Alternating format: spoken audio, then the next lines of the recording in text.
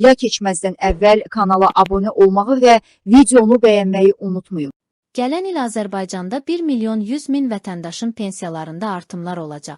Globalinfo AZ xəbər verir ki, bunu Milli Məclisin İqtisadi Siyasət, Sənaye və Sahibkarlıq Komitəsinin üzvü millət vəkili Vüqar Bayramov Bakovsa açıqlamasında bildirib. Onun sözlərinə görə indeksləşdirmə pensiya və pensiya kapitalına şamil olunur.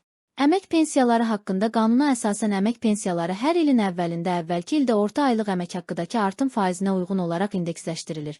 Növbəti ildə əmək pensiyalarının indeksləşdirilməsi həyata keçiriləcək. 1 milyon 100 min vətəndaşımızın pensiyalarında artımlar olacaq.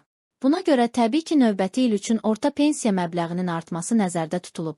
Vüqar Bayramov deputat deyir ki, artımlar əmək pensiyası alan bütün vətəndaşlarımızı əhatə edəcək. Buraya yaşa görə əmək pensiyası, əlilliyə görə əmək pensiyası, ailə başçısını itirməyə görə əmək pensiyası növləri daxildir.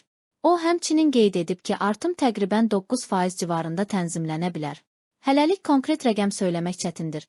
Amma 2025-ci ilin geridə qalan ayları üçün tendensiyasına baxsaq, bu təxminən 9% ətrafında olacaq.